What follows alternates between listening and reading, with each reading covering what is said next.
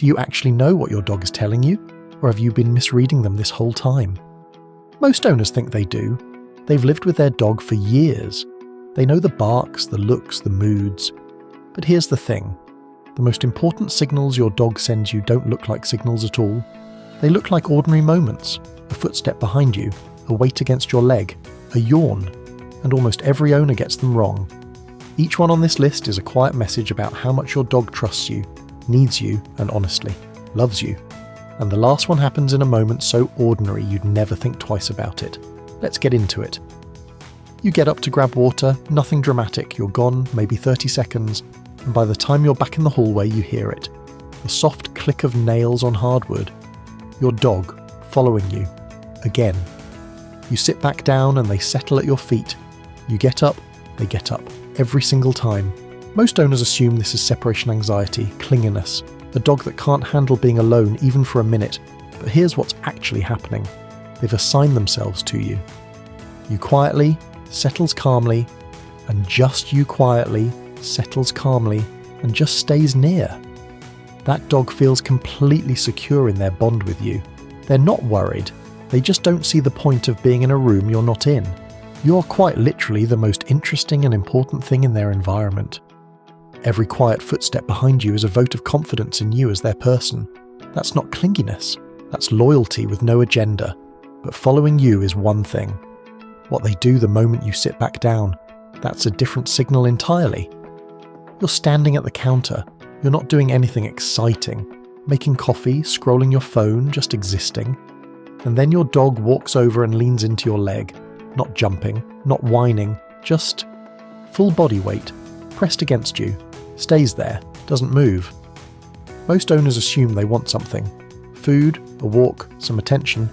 The lean reads like a request. But here's the part no one tells you. The lean has nothing to do with wanting. It's about belonging. Trainers commonly report this behavior increasing after stressful events or changes in routine. A new home, a new schedule, a hard week. The lean is a physical claim. Your dog is pressing their weight into the one person who makes them feel grounded. They're not asking for anything. They're just making sure you're still theirs. Next time they lean into you, don't shift away. Don't move. Just let them stay. That's the whole thing right there. And if they do this and make eye contact at the same time, watch for this next time. That's when something even more specific is happening. You're not doing anything in particular. Just sitting, maybe watching something, maybe just quiet. You glance over at your dog across the room, and they're already looking at you. Soft eyes, relaxed face. They don't look away, maybe a slow blink. Then they just keep watching you like you're the only thing worth looking at. Most owners assume the dog is zoning out, just staring at nothing, and you happen to be in the way. But here's what's actually happening. That kind of voluntary, relaxed eye contact is one of the clearest trust signals a dog can give you. Research has linked mutual gazing between dogs and their owners with oxytocin release in both. The same bonding hormone tied to human connection and attachment. A dog holding soft eye contact across a quiet room isn't challenging you. They're choosing closeness. And sustained eye contact is actually a vulnerable position for a dog. Offering it freely, with a relaxed body, means they feel completely safe with you. Oh, completely. If your dog looks at you like that, you did something right.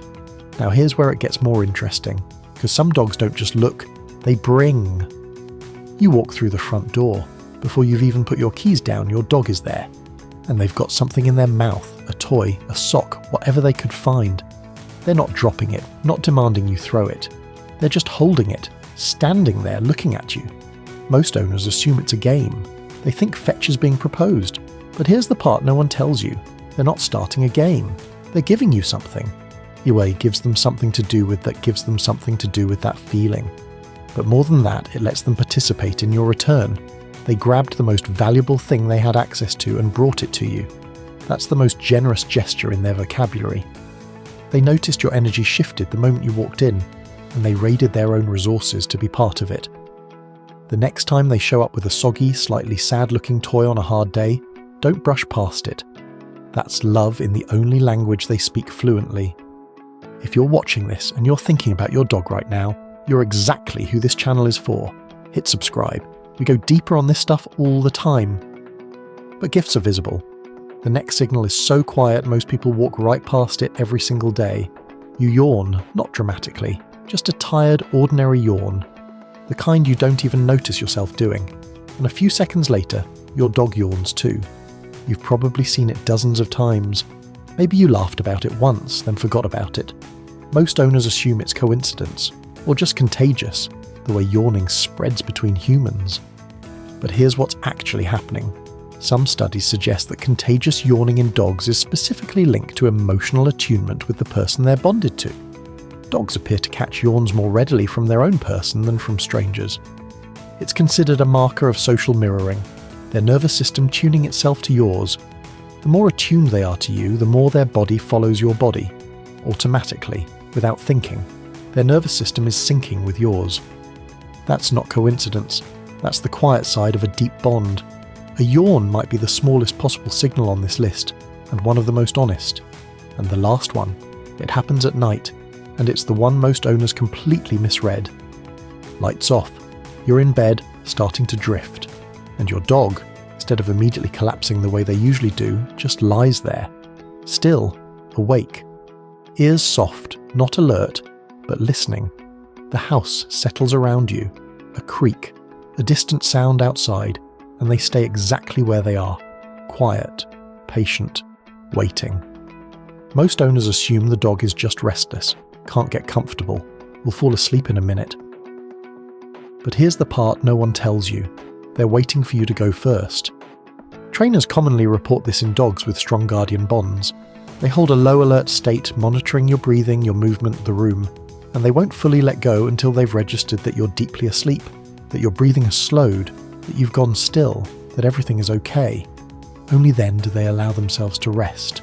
They won't go off duty until they know you're safe. That's not restlessness. That's a vigil. The last thing standing between you and the dark every single night is that quiet, warm shape at the end of your bed. Still awake, still listening, still yours. None of these behaviours were performed for your approval. They weren't trained, rewarded, or put on for an audience. They happened in ordinary moments, while you were making coffee, watching TV, walking down the hall, drifting off to sleep. Moments you almost certainly didn't notice. That's the thing about dogs. They don't perform love, they just live it. Quietly, consistently, right next to you, in all the spaces you weren't paying attention to. Every follow, every lean, every yawn, every quiet vigil at the foot of your bed. You weren't misreading your dog. You just didn't have the translation yet. Now you do.